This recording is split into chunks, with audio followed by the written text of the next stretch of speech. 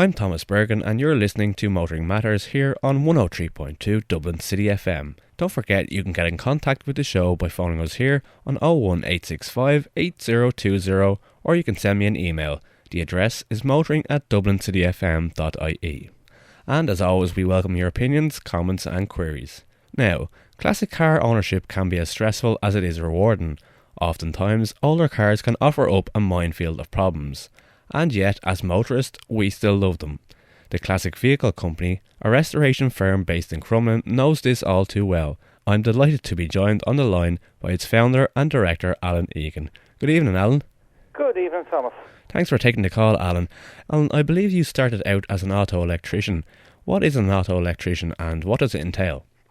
Well, Thomas, I started out originally as both a mechanic and an auto electrician. I branched out into that. It is, as the name suggests, it is examining the electrical system in automobiles and finding faults, correcting them.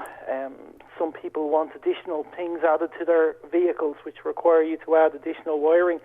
I have to say it's probably one of my favourite things to do in what we do here. And it seems quite specialist as well because it's a niche branch within kind of mechanics. It is. A lot of modern auto electricians shy away from classic cars because the systems, to be honest with you, unless you're as old as I am, you won't understand how the old systems work. So, as I say, that's probably the one thing that we see an awful lot of is very poor wiring coming in. Yeah. And it's something that we specialise a lot in. So, it's one of our mainstays. And you mentioned kind of modern versus older cars. In terms of electrical components, are older cars a lot more difficult to work on than their modern counterparts? No. It really is chalk and cheese. Modern vehicles, really, unless you have specialist software to access what's going on in them, you really can't fix anything. Whereas older vehicles, they tell you nothing. You have to diagnose every problem. So it's 180 degrees away from a modern vehicle. A lot of the older systems haven't been around for the guts of 15 or 20 years, so any apprentices have come up in the last 15 years just wouldn't see the older things anymore. Yeah, because modern cars, oftentimes you bring them into a place and the car can be plugged into a laptop and you're reading off fault codes, but with older cars you're literally taking them apart to find out the problems. Absolutely. You're literally diagnosing one thing at a time, step by step. Modern cars now, especially European cars, Japanese cars, they all conform to a standard. And once you understand what the standard is, you can follow a lot of what's going on. When you go back to classic cars and further into vintage cars, there was no set agreement on colours or codes. So nearly every make is different. And does it ever annoy you then when you take apart a classic car and it just doesn't make sense? All the time. All the time. The biggest thing for us is if we get a vehicle that hasn't been messed with, it's really easy to follow, to work on. The problem is there is no such thing as a classic car that hasn't been messed on. If you can imagine in its life, it started out as being a valuable car and became less and less valuable to a point where it was almost worthless.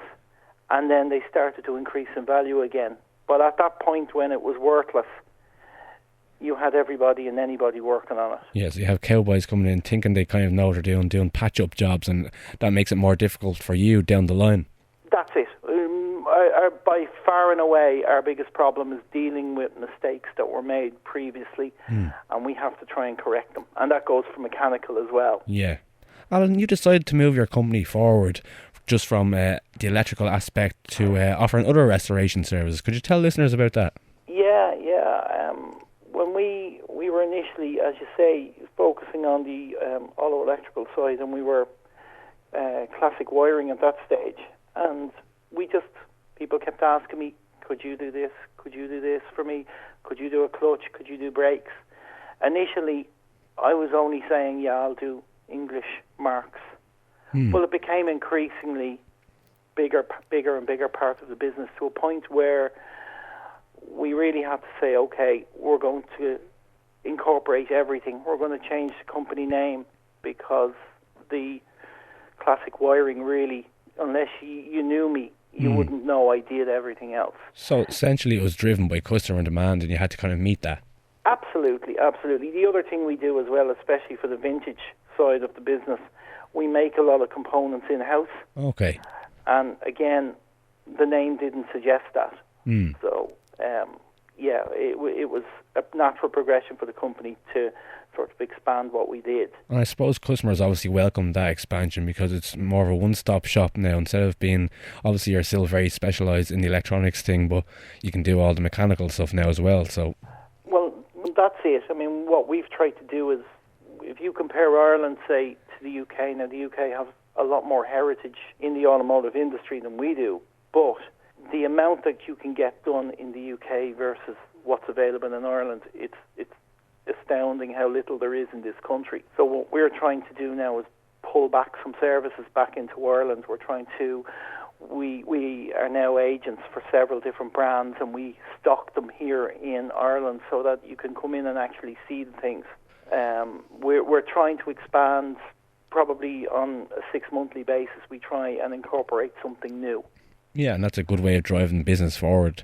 Alan, just so we can wind back the clock a bit, how did you originally get into this? I presume you always had an interest in kind of mechanics and cars. Oh, absolutely. It's an to me it's an interesting story. I hope your listeners find it interesting. I served my time as a mechanic and an auto electrician. I then went away from the industry. Modern cars hold no interest for me whatsoever.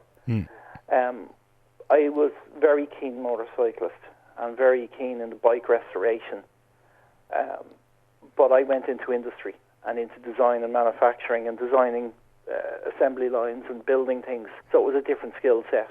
I had sort of a life-changing moment. I had an accident about 10 years ago that laid me up for about 6 months, and that gave me time to stop and take stock and decide that I really didn't like what I was doing, and I wanted to go and do something before I got too old to change my ways, to actually go and do something I wanted to do. And this was the thing that was in my head.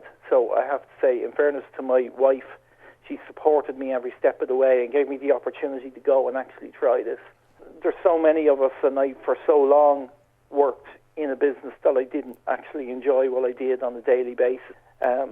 Now I'd stay here all night if I could. Yeah.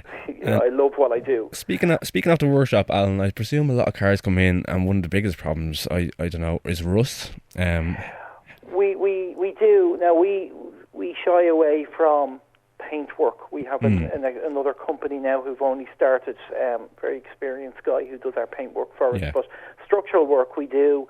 We see an awful lot of rust. We see an awful lot of corrosion on vehicles. It's a big part. One thing that we see regularly, and maybe your listeners might take it on board, is that if they leave their cars lying for long periods of time, they're not going to work properly when they actually try to use them. It's far better to use it on a regular basis. It prevents an awful lot of problems. And we regularly see cars coming in with brake issues, clutch issues, because they've just not been used. And that's one of the things as well. A classic car is not there to be looked at. It is kind of there to be used, isn't it? Oh, look, they were never built as a static display. I absolutely love to see a car that's restored, but I love to see a car that's restored and used. Yeah. Alan, what's your opinion on fitting modern components to classic cars? I mean, say for instance, fuel injection or ECUs or power steering, that kind of thing. Do you think does it ruin the originality, or does it kind of enhance it? It's a thorny issue, and it's one that we debate regularly in here. My own feeling is that you love the car that you have because of its quirks. And if you start engineering out all the quirks, well, pretty much you end up with a modern car. Yeah, you take away the personality. You take away the feeling, and you take away the fun, and you take away the personality. So that would be my feeling. Now, there are things that I would accept are better. So we fit electronic ignition all the time, because it just makes sense. It doesn't change the actual feeling of the car. It just makes it more reliable. But certainly when you're starting to change engines out and things like that, that's where I would draw the line. I wouldn't agree with that. Yeah, you'd leave the engine well alone. Yeah. Alan, you've probably worked on a fair few cars at this stage, I would imagine. Is there any kind of ones that stand out for good or bad reasons? And is there ever instances where it's hard to hand back the keys to customers? Yeah, very much so. I mean, we're so lucky. We see so many fabulous cars. We had an Austin Healey 1006 in earlier on in the year, which was absolutely stunning car. We had a Model A Ford, which is just absolutely beautiful car, 1933 I think it was. We have a 1929 Rolls Royce in the workshop, which is absolutely stunning. But certainly for me, and it's my own personal feeling, the one that stands out for me is the S2 Lotus Elan. Absolutely amazing little car. I absolutely adore them. And did you look after it like it was your own? Yeah, very much. We try. I mean, one of the mantras in here is that everybody loves their car. We're all classic car owners ourselves, and we treat everybody's car like we're treating it. It's like our own car. Yeah, because people who like cars and people who like classic cars will get that kind of feeling of it. It's almost like a child. Absolutely, it is your pride and joy. It's your baby, and it may not be a car that I personally like, but that doesn't change the fact that it's loved by somebody. If it was my car and somebody else treated it, I wouldn't be very happy, so we wouldn't do that to anybody. Yeah, and I think that's a good mantra to have. Alan, are there certain makes or models which you kind of dread coming in because you know the build quality is poor, and conversely, is there some that you know are built better than others? Yeah, how can I answer that without offending anybody? There are certain vehicles, there are certain French-made vehicles, should we say, and we leave it at that we all dread coming in because they're so just horrible to work on. The Lotus Elan I just mentioned is possibly the single worst car you'll ever work on in your life. I've drawn blood every single time I've gone near one of them. They are horrible to work on. The difference with the Lotus, though, is that when you come to test drive it, you'd forgive it anything. Where the other cars, you wouldn't. There are definitely cars that we see come through that we would say, no, if you paid me, I wouldn't own that car. Yeah. Alan, what's in the workshop, if you could divulge at the moment? Yeah. So from the far end, well, actually, I'll talk you from this end. At this end, we have a VW bay window camper bus, very nice, which we're in the process of doing a clutch on. We have a Ford Mustang 67. We have a Series 3 Land Rover. We've the Rolls Royce I mentioned, 2 Triumph Stags, and we have an MGB, early steel bumper MGB.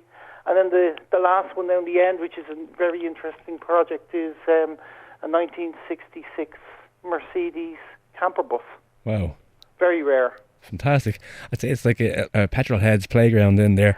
Alan, just remind listeners of your website and where exactly in Crumlin are you based? Okay, where our website is, you can get us at Classic Vehicle Company, www.classicvehiclecompany.ie, and we are based in Sunshine Industrial Estate on the Crumlin Road, which is just across the road from, it's actually just beside the Ivy Grounds. Alan Egan, owner of Classic Vehicle Company and director, I appreciate you talking to me here on Motoring Matters. And I very much appreciate you giving me the time to talk, Thomas. Thank you very much. And I'm afraid that's all we have time for this week. I'd like to thank my guest, Scott Milligan, chairman of the MEC and owner of Classic Vehicle Company, Alan Egan. Stay tuned, up next is Bollywood.ie with Rohit Thakral. We'll be back again next Friday with more Motoring Matters, but in the meantime, have a great weekend.